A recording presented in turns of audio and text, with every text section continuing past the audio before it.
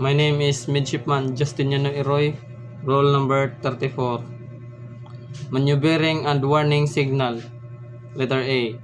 When vessels are in sight of one another, a power-driven vessels underway, when maneuvering as authorized or required by these rules, shall indicate that maneuver by the following signals on her whistle. 1 short blast means I am entering my course to starboard. 2 short blast means I'm entering my course to port.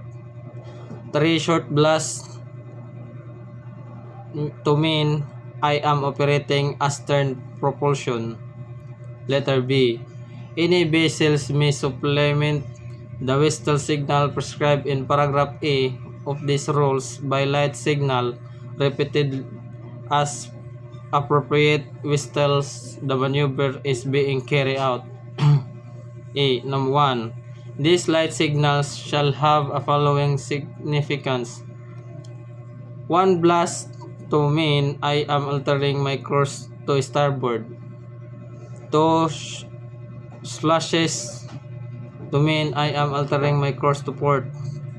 3 flashes mean I am operating astern propulsion. Number 2. Duration of each flash shall be about 1 second and alternable between flashes shall be about 1 second. And the interval between successive signals shall be not less than 10 seconds. Number 3.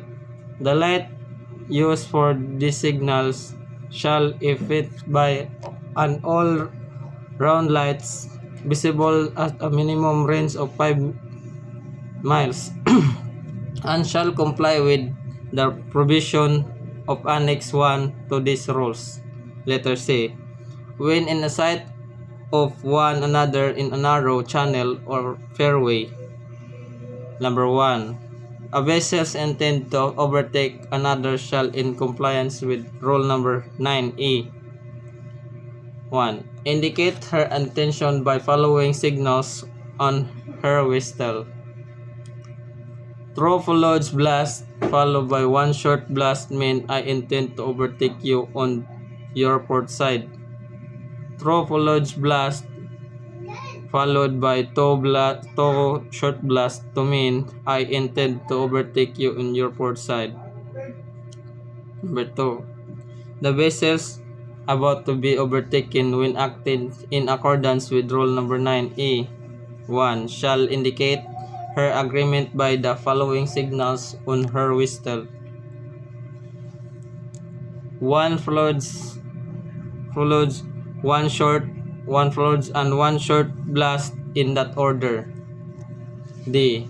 When vessels is in sight of one another are approaching each other and from any cause either vessels fails to understand the intention or action of the others, or in doubt whether sufficient action is being overtaken by the other to avoid collision.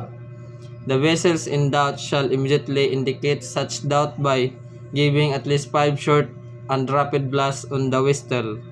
Such signal may be supplemented by a light signal of at least 5 short rapid splashes. Letter A.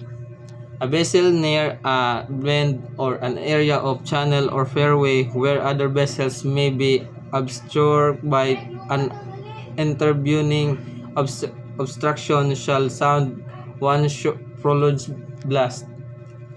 Such signal be answered with a fuselage blast by any approaching vessels that may be within hearing around the bend or behind the intervening obstruction. Letter F. If vessels are fitted on vessels at a distance apart of more than 100 meters, 1 whistle only shall be used for giving maneuver and warning signals.